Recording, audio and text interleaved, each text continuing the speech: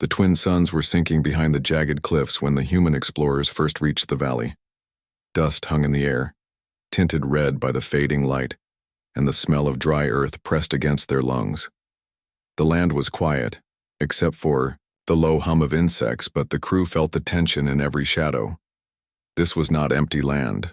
Someone was watching them. Captain Marcus walked at the front, his boots crunching over the rough ground. He was tall, broad-shouldered, his uniform, worn from years of service. Behind him moved his small team, 3 men and 2 women, each carrying packs filled with scanners, rations, and simple weapons. They were not soldiers, not anymore. Their mission was to find a safe place where humans could build, far from the wars that burned across other parts of the galaxy. This valley, with its rivers and fertile ground, seemed perfect. But as soon as they stepped closer to the center, they saw movement. From the stone ridges above, figures emerged. Dozens of them, tall and lean, their skin painted with streaks of ash and bronze. They wore hides and armor made from creatures Marcus did not recognize. Each carried a blade longer than a man's arm, and their eyes glowed faintly in the half-light.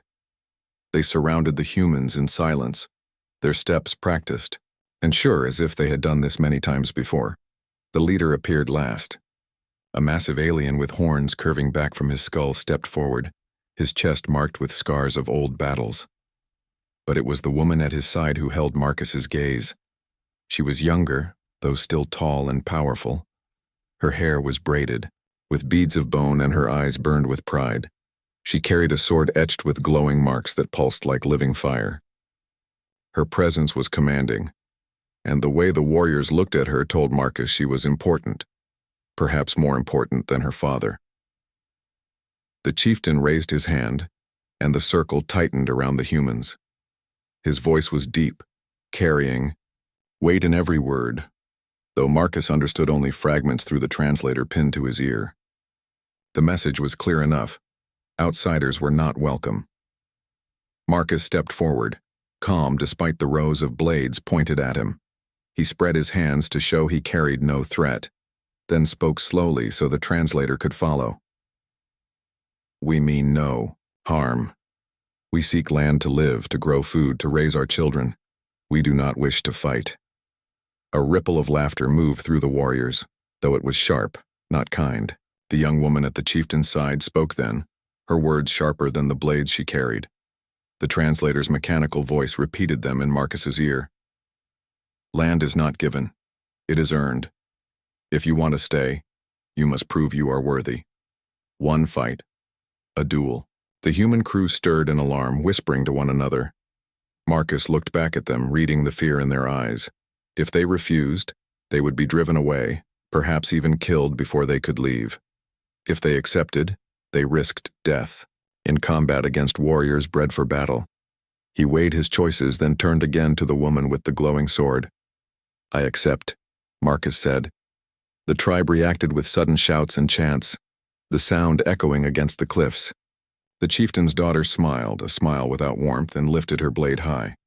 She pointed at the ground before her, then drew a circle in the dust with the sword tip. The meaning was universal. Step into the circle. Prove yourself. Marcus unhooked the blade at his side. It was not ornate, not covered with symbols, not glowing with power. It was plain steel, forged by human hands on a ship far from here, sharpened 100 times, scarred by use. When he gripped it, he felt the familiar weight, the comfort of something honest and real. He stepped into the circle. The tribe gathered, close, their voices rising in a low chant that shook the air. The suns dipped lower, painting the valley in blood-red light. The chieftain watched with grim pride, his daughter's eyes locked on Marcus with the fierce hunger of a predator. For her, this was not just about honor.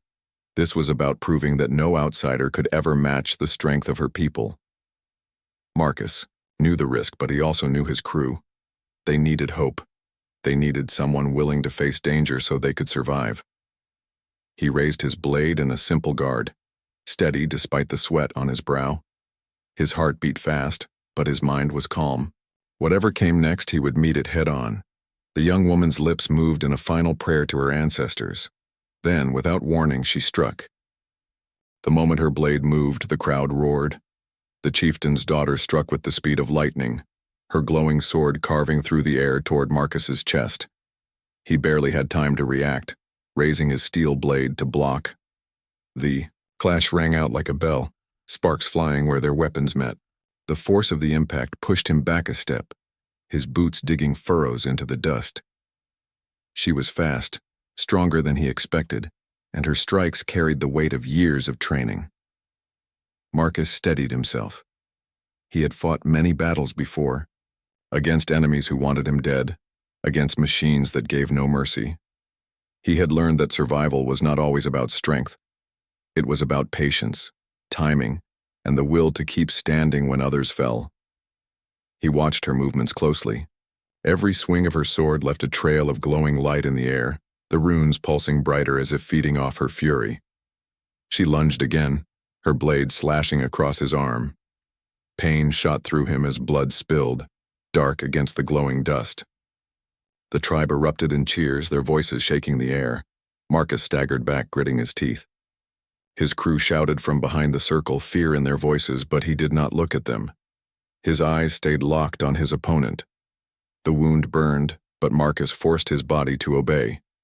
He raised his blade again, holding it steady even as his hand trembled slightly from the cut. The chieftain's daughter circled him like a predator, her confidence growing with each heartbeat. She had wounded him quickly, and to her people, that was already a victory.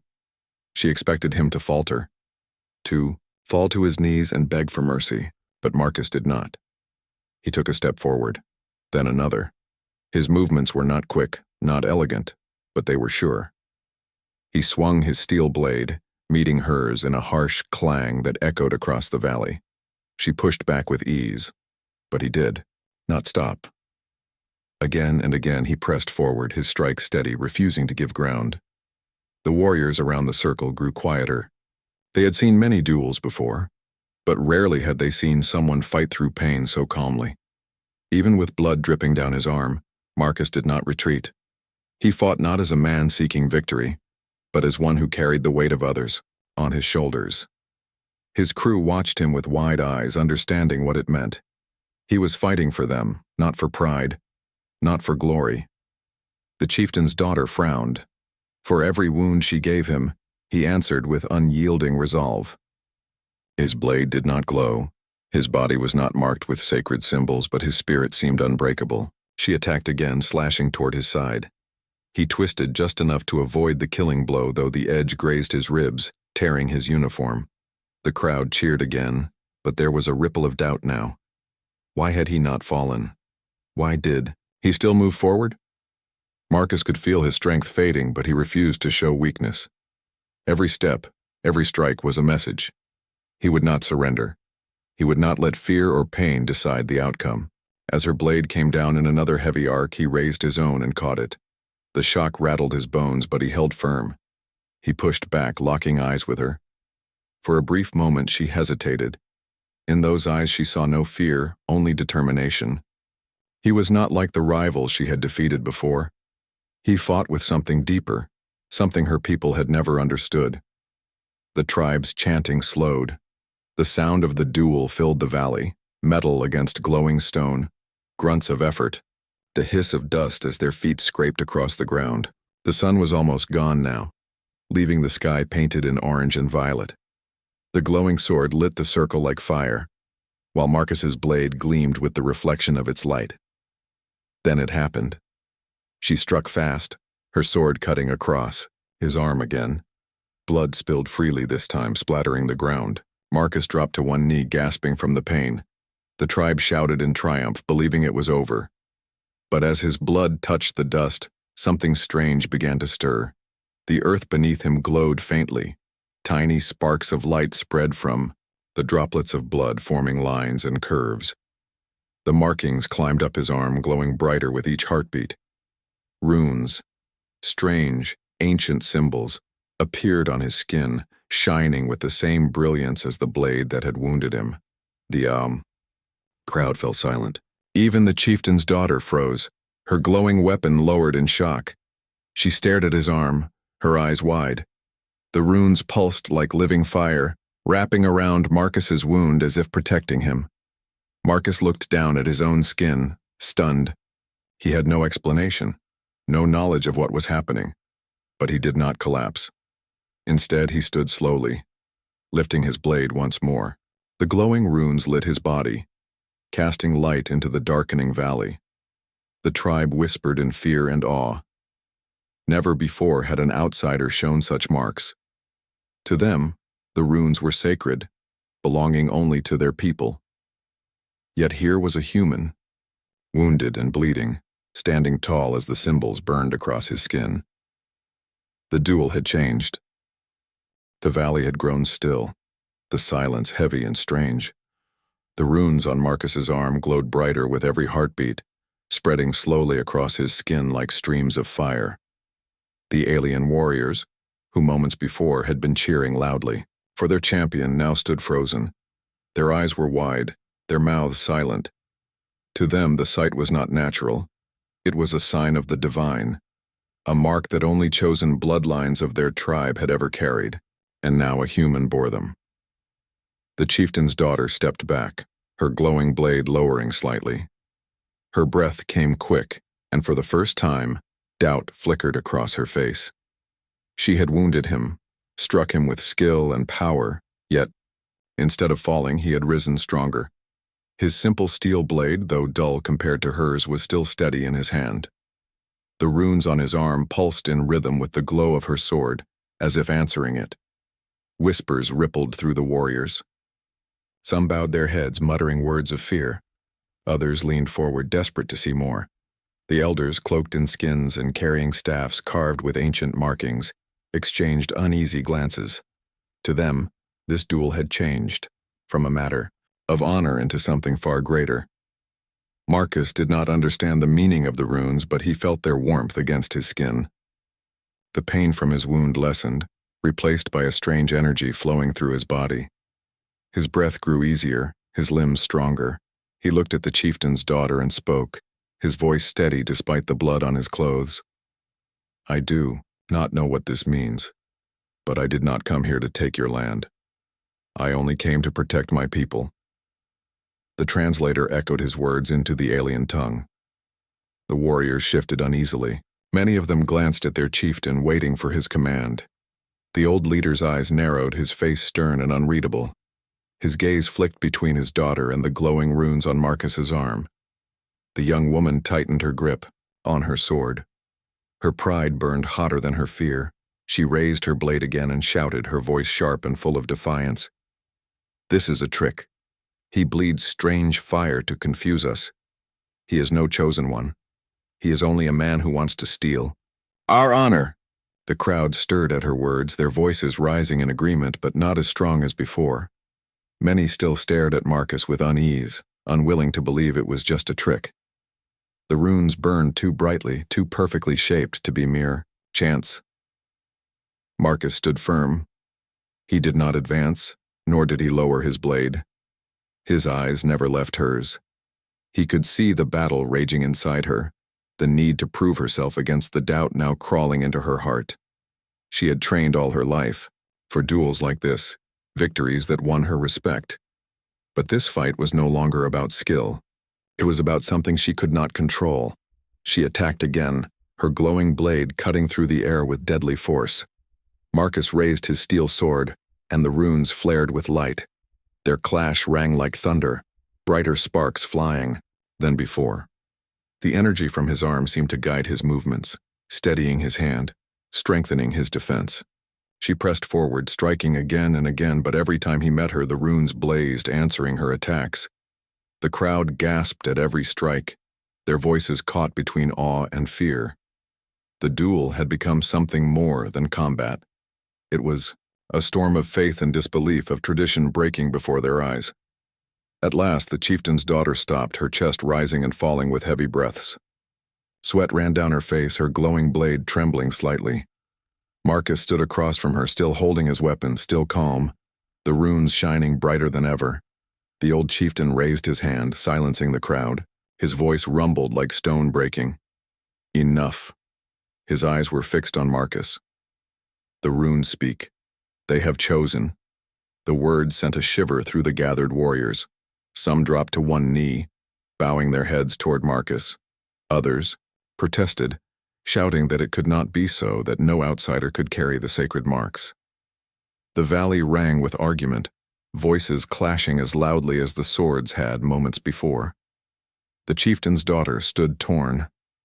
Her pride urged her to strike again, to prove her strength even if the runes shone brighter. But something in her heart wavered. She could not ignore what she had seen, no matter how much she wanted to. Marcus lowered his blade slowly. He did not smile, did not celebrate. His expression was calm, respectful, almost humble. He had not wanted to win through miracles or strange symbols. He only wanted to survive and protect those who depended on him. Yet now, he was caught in something greater than his own will. The runes on his arm glowed once more, then pulsed in, a steady rhythm like a heartbeat. The light spread faintly across his chest, then faded slightly as if settling into his very blood. The sight was too much for many of the warriors. They dropped to their knees, their voices chanting words. Marcus could not understand. The duel was not over by the blade, but by belief. The runes had ended it. Marcus stood in the center of the circle, his breath heavy, his body tired, but his spirit unbroken. Around him, the tribe bowed their heads. The chieftain's daughter lowered her sword at last, her face pale with shock. For the first time in her life, she had been forced to submit, not by skill, not by defeat, but by something beyond her understanding. And so the duel's outcome was sealed. The night settled over the valley, the twin suns gone, leaving the land dark except for the pale glow of the runes on Marcus's skin. The humans had gathered behind him, still shaken by what they had seen. They whispered to one another, their voices filled with fear and wonder. None of them could explain the symbols or why they had chosen Marcus. But they knew one thing clearly. Their captain had become something more than a man in the eyes of the tribe. The alien warriors stood at the edges of the circle, their chants fading into silence. Some kept staring at Marcus with awe, while others avoided looking at him at all, as if afraid that meeting his eyes would burn them. The elders had gathered near the chieftain, their staffs planted in the dust, their voices low as they debated what had happened. The chieftain's daughter stood apart, her sword lowered but still glowing faintly in her hand. Her face was pale, her breath uneven. She had never been defeated before, not in a duel, not in a test of strength. Yet what had happened was not something she could fight against. The runes had chosen, and she could not cut them away. She watched Marcus with a mix of anger and something she could not name. Marcus himself felt the strange warmth still pulsing through his arm. The wound no longer bled, though the scar remained, glowing faintly with the same runes. He flexed his fingers, wondering if this was real or some trick of the land. But he knew he had not done anything to cause it. Whatever force had marked him, it was beyond his understanding. At last the chieftain raised his hand and silence fell across the valley. His voice carried through the night, deep and commanding. The duel is ended. The runes have spoken. The warriors shifted uneasily, some bowing their heads, others shaking with anger. One of them shouted, "He is no child of our tribe. He has no right to the runes." Another followed, "This is false. This is a curse." The voices grew louder, clashing like storm winds. The chieftain's daughter stepped forward, her voice sharp. "Father, you cannot allow this. He is an outsider. The runes cannot belong to him." The chieftain turned to her, his eyes heavy with the weight of decision. "The runes do not lie. They have appeared. We cannot deny what we see." His daughter's jaw tightened. She wanted to argue, to fight again, to prove him wrong, but even she could not ignore the glowing marks that still shone across Marcus's skin. Her people were staring at him now, some with fear, some with reverence. She realized that if she pressed too hard, she might be the one cast aside. Marcus spoke then, his voice steady, though his heart was heavy. "I did not ask for this. I do not claim your traditions. I only want peace between us. My people need a home. If the runes mean something to you, then let them mean peace, not war." The translator echoed his words, and the tribe fell quiet again. The idea of peace was strange to them. Their world had been built on duels, on strength, on proving worth through combat. Yet this human, with glowing marks that should not exist on him, spoke of peace as if it were a greater power than victory. The elders whispered among themselves. Some nodded slowly, others frowned. They could feel the pull of change, but change frightened them. To accept this human would mean rewriting the meaning of their traditions. To deny him would mean denying the very runes they worshipped. The chieftain's daughter turned away, her hands shaking as she tightened her grip on her sword. Her pride screamed at her to reject him, to call him a liar. But in her heart she felt the truth. Her strike had created those runes. Her blade, meant to wound and defeat him, had instead marked him with a power greater than her own. The humans behind Marcus remained silent, watching the scene unfold. They had never been part of. Something like this never stood at the edge of history being rewritten. To them, Marcus was not just their captain now, he was their shield, the one who carried both their survival and their hope. The night dragged on, filled with quiet tension. The tribe argued among themselves in low voices, torn between fear and faith. Some warriors knelt before Marcus, whispering words of respect. Others spat in the dust, turning their backs in refusal. Marcus stood through it all, never lowering his head, never boasting. He held himself with calm strength, his glowing arm resting at his side. In that moment, he understood something. The duel had not been about victory or defeat. It had been about showing who he truly was. And the runes, whatever they were, had revealed it to the tribe in a way no words could. By the time the moons rose high above the cliffs, the decision had been made.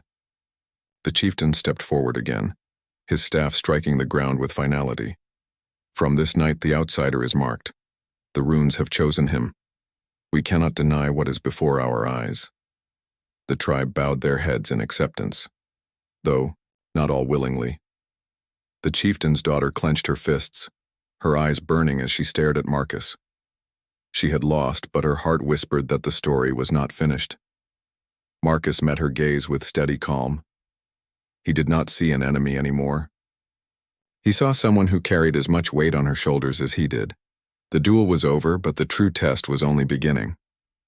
The valley was quiet in the days that followed the duel, but beneath the silence lay a storm.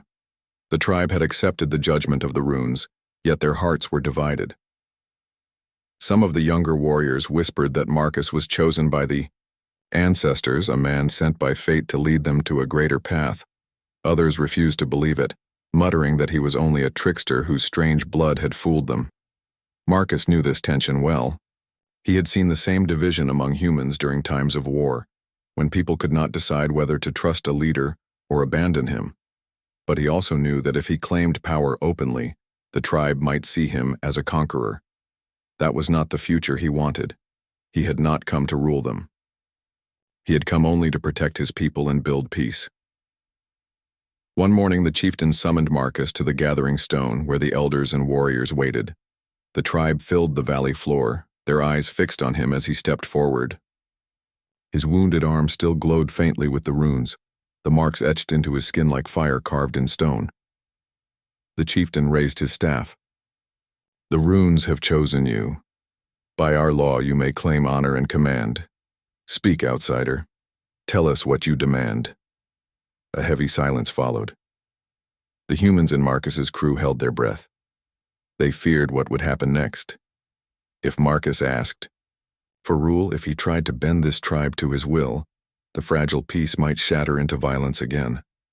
Marcus looked at the chieftain, then at the sea of alien faces staring at him. He took a long breath before speaking. I do not demand anything.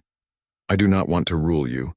I do not want to take your honor. I only want peace. My people need a place to live. We will share the land, but I will not sit as your master. The translator's voice carried his words across the valley. Murmurs spread through the tribe like fire through dry grass. The warriors exchanged shocked looks. Even the elders leaned toward each other, whispering in disbelief. Their law had always taught that power, once given by the runes, must be claimed and used. To refuse it was unthinkable. The chieftain frowned deeply. You speak against tradition. The runes give power, and the one marked must lead. Marcus shook his head. True strength is not in ruling others. True strength is in protecting those who cannot protect themselves. If the runes chose me, then let them stand as proof of my promise. I will not use them to take, but to guard. The crowd erupted in noise, half in protest, half in awe. Some shouted that he dishonored their ways. Others cried out that he was greater than their laws, that only one truly chosen could resist the temptation of power. The chieftain's daughter stood near the front of the circle, her hands clenched into fists. She could not believe what she heard. All her life she had been taught to fight for command, to seize victory and claim honor.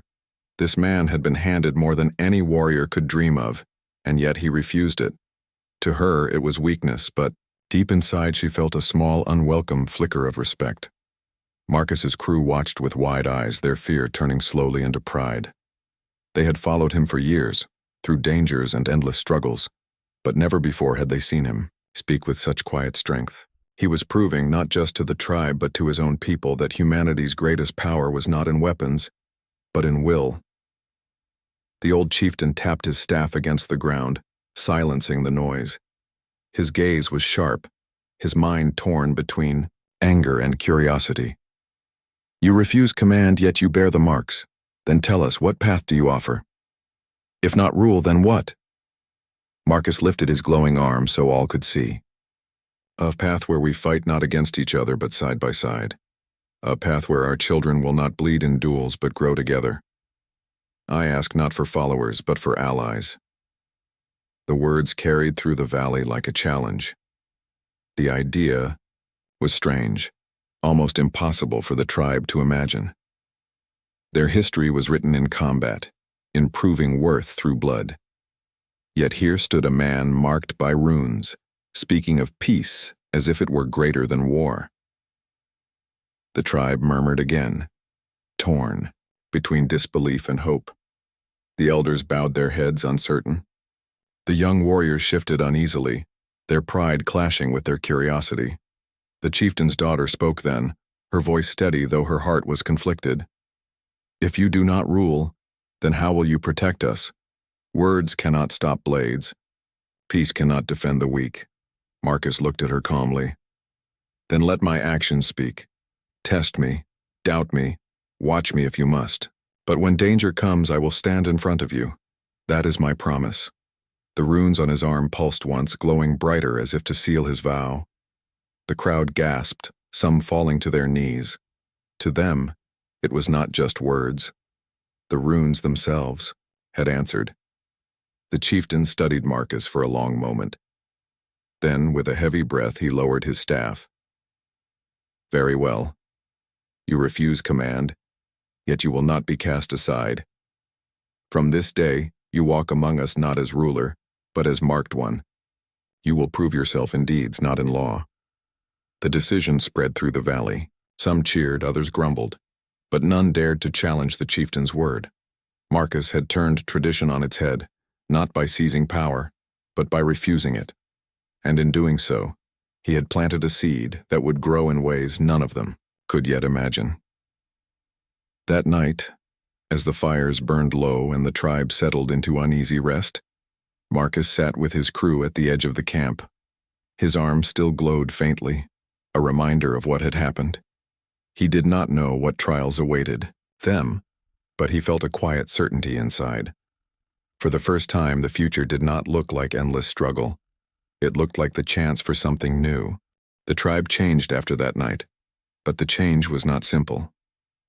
Some warriors began to watch Marcus with open respect, while others turned their eyes away whenever he passed. Children whispered about the glowing marks on his arm, pointing, with wonder, while their mothers hushed them, afraid of speaking too loudly. The elders remained quiet, still debating in their tents what the runes truly meant. Marcus walked among them without pride. He helped carry water from the river, repaired tents, and worked beside his crew as if nothing had changed. He spoke to no one about leadership, nor did he give orders to the tribe. His refusal to claim power puzzled them more than the glowing runes ever could. If he had demanded their loyalty, They might have hated him, but his humility left them unsure. The chieftain's daughter watched him closely every day. She saw how he moved, how he endured the stares, how he treated even the smallest child with patience. She could not understand him. Strength in her people's way was proven by dominance. Yet this man's strength seemed to grow the more he refused to dominate. She told herself he was weak, that his talk of peace was foolish, but in the quiet of her heart she knew it was not weakness she saw. It was something different, something she did not yet have a name for. One evening, as the tribe gathered around the great fire, a distant horn echoed through the valley. The sound was sharp, carrying danger in its tone. Warriors sprang to their feet, blades in hand. The chieftain's face grew grim. Scouts rushed into the camp, their armor torn and their eyes wide with fear. "They come," one gasped, falling to his knees. "The broken clans march. They come for war." A heavy silence fell. Everyone knew the broken clans. They were raiders, who lived on the edge of the desert, cast out generations ago for refusing the laws of honor. They did not duel. They did not test themselves in fair combat. They killed, burned, and took what they wanted. The chieftain's daughter gripped her sword tightly. Her eyes burned with fury. "We must fight. We must gather every warrior and meet them before they reach our valley." But the scouts shook their heads. "They are too many. Twice our number. Their weapons are not of honor. They have stolen fire from the old machines." Fear rippled through the camp. The broken clans carried scavenged weapons, dangerous and unfair. To face them meant certain death. The chieftain's gaze fell on Marcus. "You spoke of peace," marked one, "but now war comes. What will you do?" Marcus stood slowly, his glowing arm catching the firelight. His crew looked at him with worry, knowing the danger. But Marcus's voice was steady. "If they come to kill, then I will stand before them. Not to conquer, but to protect," the tribe murmured, some in awe, others in disbelief. One warrior spat into the dust. "You are only one man. What can you do against an army?" Marcus lifted his blade, the plain steel scarred from battles past. "I can do what I have always done. I can stand, I can fight. And if I fall, I will fall knowing I did not run." The runes on his arm flared then, brighter than ever before. The light spread across his chest, wrapping around his body like living fire. Gasps filled the air. Children cried out in wonder, and even the elders dropped to their knees. The symbols pulsed like a heartbeat, their glow reaching into the night sky. To the tribe, it was a sign. The ancestors themselves had answered his vow. The chieftain bowed his head, his deep voice trembling. "The runes have spoken again. You are more than man. You are shield." The tribe began to kneel one by one, their fear of the broken clans, now tangled with awe for the glowing human who stood before them. The chieftain's daughter hesitated, her pride burning inside her, but even she could not deny what her eyes saw. Slowly, reluctantly, she lowered her head. Marcus did not smile. He felt the weight of their faith pressing onto his shoulders, heavier than any sword. He had not wanted this role, but it had come to him all the same. His crew gathered near him, their faces pale. They knew what he was about to do would decide not only their fate but the future of the entire tribe. The broken clans were still days away, but the valley was already filled with the beating of drums, the sound of warriors, sharpening their blades, the whisper of prayers spoken in the dark. For the first time the tribe looked not to their own traditions, but to Marcus. That night he stood alone at the edge of the camp, looking out across the desert where the raiders would come. The runes glowed faintly, warm against his skin. He touched the scar on his arm, remembering the duel, remembering the blade that had first marked him. He did not know why this power had chosen him, but he knew one truth. If he must fight again, it would not be for conquest, not for rule, but for the people who now depended on him. The tribe believed he was a sign from the ancestors. His crew believed he was their captain. Marcus believed only this: he would stand no matter what. The morning of battle came with a red sun rising over the desert. Dust clouds rolled in the distance, stirred by the march of the broken clans. Their war drums shook the ground, and the echoes spread across the valley like thunder.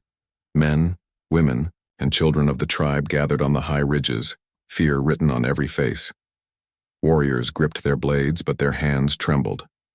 They had fought many duels before, but never against an army that fought without honor.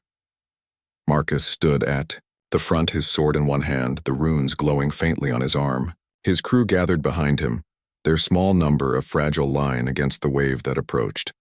The chieftain and his daughter stood to his side. The old leader's face was grave, but his voice carried strength as he spoke. Today we stand not for pride, not for victory, but for our lives. If we fall, the broken clans will burn all that we love. If we endure, our children will remember that we fought together. His words stirred the tribe, but it was Marcus who caught their eyes. He was not of their blood, not of their ways, but the runes marked him. And in that moment he was the one they trusted. The raiders appeared first as dark specks, then as a tide of armored shapes. Their armor was patched, their weapons crude, but their numbers were terrifying. They shouted war cries that filled the air with rage. Some carried strange old machines stolen and twisted into weapons. Fire and smoke trailed from their hands as they marched. Fear rippled through the tribe, but Marcus lifted his sword high. The runes on his body burst into light, bright enough to blind the eyes for a moment. The glow spread across his chest, his arm, and then down his blade, until the steel shone like a star. Gasps echoed across the valley. The tribe saw it as a sign from the ancestors. Marcus's voice rang out, steady and strong. We stand together. We do not run. We protect each other. Today, we do not bow to fear. The broken clans charged, their wild cries breaking like a storm. Arrows flew, machines roared, and the ground shook under their feet. The first wave slammed into Marcus's line, and steel met steel. Marcus fought with calm precision, his glowing blade cutting through the raiders' crude weapons. Every strike of his sword was guided by the runes, his movements faster and sharper than before. His crew fought at his side, their training and discipline holding the line where others might break. The tribe's warriors, inspired by the sight, roared and threw themselves into the battle. They fought harder than ever, not for dominance, not for duels, but to protect their families. The chieftain himself cut down foes with grim determination, and even the women joined with spears and stones from the ridges above. Still, the broken clans were many, and their machines spat fire that tore holes in the defenses. Fear rose again, as the line wavered. Marcus saw it, and for a moment he felt the weight of failure pressing on him, but then the runes flared brighter, spreading light across the battlefield. The glow touched the warriors beside him, filling them with courage. They did not understand how, but their fear lessened. Their strikes grew stronger. The chieftain's daughter fought near Marcus, her blade swift as lightning. She glanced at him once in the chaos and saw not just a man, but a shield made flesh. For the first time, she understood why the runes had chosen him. Hours passed, the battle raging without pause. Bodies lay scattered, dust turned to mud with sweat and blood. The broken clans, fierce and endless, began to slow. Their fury met resistance they had not expected. The tribe refused to break. Marcus refused to fall. Finally, as the sun reached its peak, Marcus faced the raiders' leader.